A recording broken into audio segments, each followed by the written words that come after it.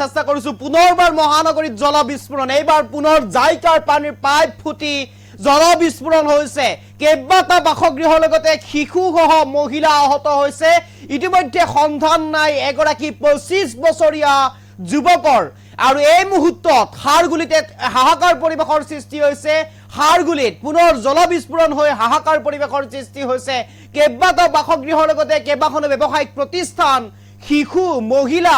আহত হৈছে আৰু ইতিমধ্যে কেইবাটাও বাসগৃহ ভাঙি লণ্ডভণ্ড হৈছে এই জল বিস্ফোৰণত ইতিমধ্যে হাহাকাৰ পৰিবেশৰ সৃষ্টি হৈছে পুনৰবাৰ জাইকাৰ পানীৰ পাইপ ফুটি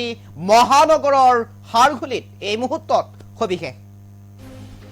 এই মুহূৰ্তৰ আটাইতকৈ গুৰুত্বপূৰ্ণ খবৰৰ কাৰণে চেষ্টা কৰিছো পুনৰ মহানগৰত বাতিল পানীৰ পাইপ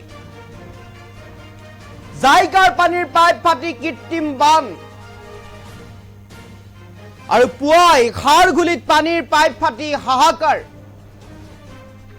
পানীৰ পাইপ ফাটি আহত কেইবাগৰাকী লোক আৰু আহত শিশুসহ কেইবাগৰাকী মহিলা ক্ষতিগ্ৰস্ত কেইবাখনো ব্যৱসায়িক প্ৰতিষ্ঠান আৰু কেইবাটাও বাসগৃহ ক্ষতিগ্ৰস্ত হৈছে এই জল বিস্ফোৰণত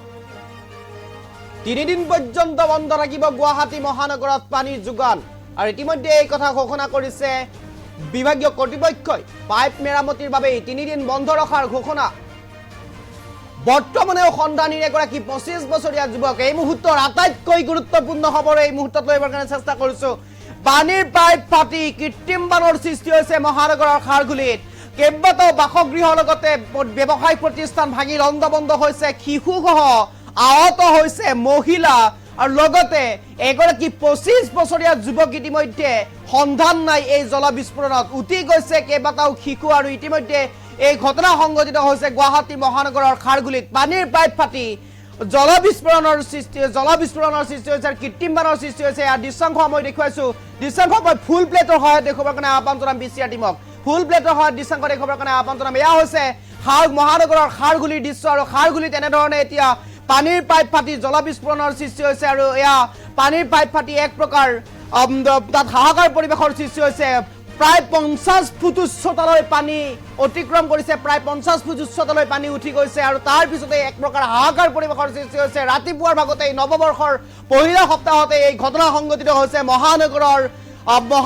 খাৰগুলিত আৰু এই পহিলা সপ্তাহতে এক প্ৰকাৰ ভয়ংকৰ ঘটনাই চুই গৈছে মহানগৰত আৰু কেইবাটাও বাসগৃহ এই জল বিস্ফোৰণত ইতিমধ্যে ধ্বংস হৈছে কেইবাখনো ব্যৱসায় প্ৰতিষ্ঠান ধ্বংস হৈছে কেইবাগৰাকীও মহিলা কেইবাগৰাকীও শিশু ইতিমধ্যে আহত হৈছে এই ঘটনাত ইতিমধ্যে এগৰাকী 25 বছৰীয়া যুৱক সন্ধানী হৈ আছে এই জল বিস্ফোৰণত আৰু এই মুহূৰ্তৰ আটাইতকৈ গুৰুত্বপূৰ্ণ খবৰ বুলি ক'ব লাগিব 25 বছৰীয়া যুৱকজনৰ বৰ্তমানো ইতিমধ্যে সন্ধান নাই 25 বছৰীয়া যুৱকজনৰ 7টা ঘৰ ক্ষতিসাধন হৈছে 5খন দোকান ক্ষতিগ্ৰস্ত হৈছে এই খাৰগুলিৰ জল বিস্ফোৰণত 14খন ই ৰিক্সা 2খন বাইক 2খন অটো আৰু ঘৰৰ ইলেক্ট্ৰিক সামগ্ৰী ক্ষতিগ্ৰস্ত হৈছে এই জল বিস্ফোৰণত আৰু 300 মিটাৰ ব্যাসাৰ্ধত ঘৰ দোকান সকলো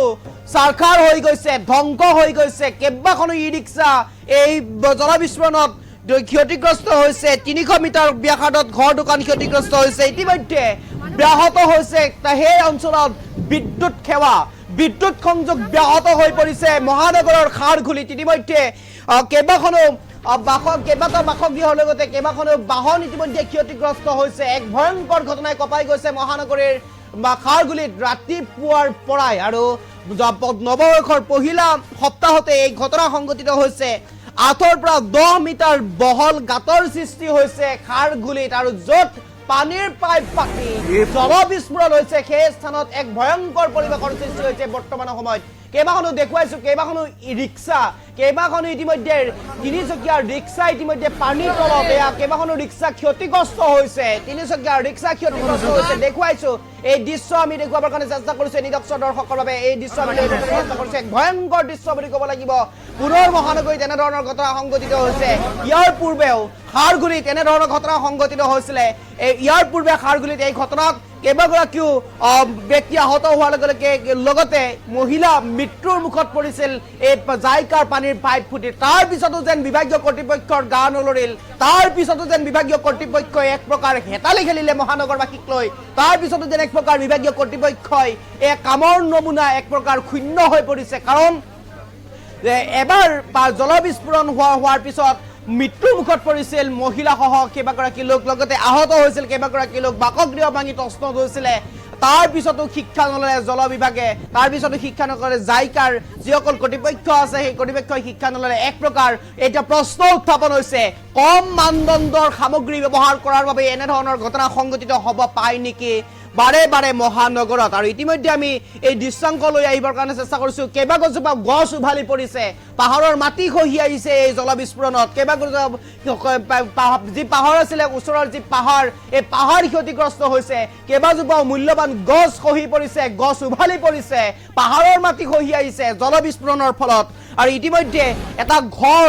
দেৱালসহ সম্পূৰ্ণৰূপে বিধ্বস্ত হৈ গৈছে। পকী দেৱাল ভাঙি ঘৰৰ ভিতৰত পানী সোমাইছে। এক প্ৰকাৰ ভয়ংকৰ পৰিস্থিতি বুলি ক'ব লাগিব বৰ্তমান সময়ত গুৱাহাটী মহানগৰৰ খাৰঘুলিত। আৰু এই ঘটনাৰ পিছতে পুনৰবাৰ প্ৰশ্ন উত্থাপন হৈছে, জলবোৰ্ডলৈ প্ৰশ্ন উত্থাপন হৈছে, জাইকালৈ প্ৰশ্ন উত্থাপন হৈছে, কিয় বাৰম্বাৰ এনেধৰণৰ ঘটনা সংঘটিত হ'ব পায়, কিয় বাৰম্বাৰ এনেধৰণৰ ঘটনাৰ মহানগৰবাসীয়ে এক প্ৰকাৰ সন্মুখীন হ'ব লগা হয়, তাক লৈ এতিয়া প্ৰশ্ন উত্থাপন হৈছে। দৃশ্যাংক আমি ধৰিবৰ কাৰণে চেষ্টা কৰিছোঁ। এয়া গুৱাহাটী মহানগৰৰ ৰাতিপুৱাৰ দৃশ্য।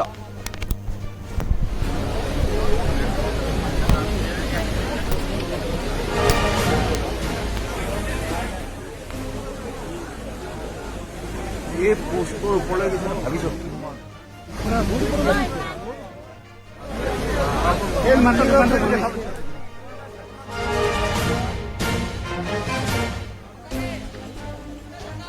নেপালী চকুৰ ওচৰত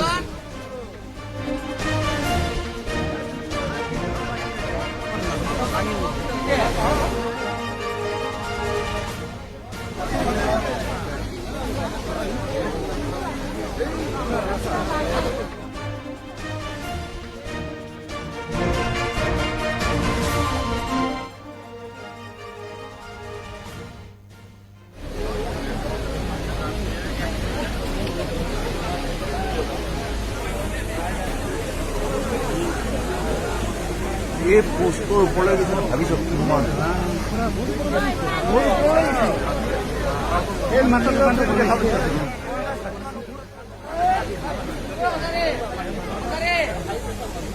খাৰকুলি নেপালী চকুৰ ওচৰত ঘৰ বাকী নাই, সব সব ভাঙি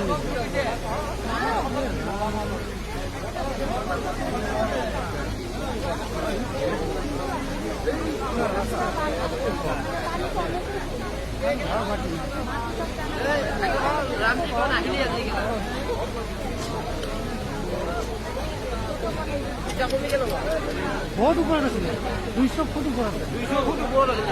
200 ফুট ওপৰত আছে।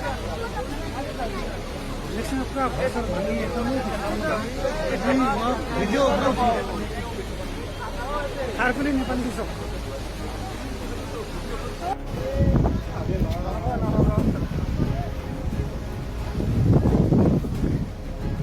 কেনেকে হ'ব এবাৰ জায়গা দুটা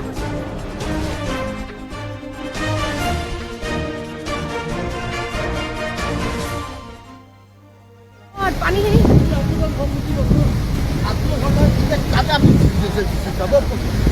যোৱাটো যাব প্ৰশ্ন নুঠে, নাভাবিব তাত।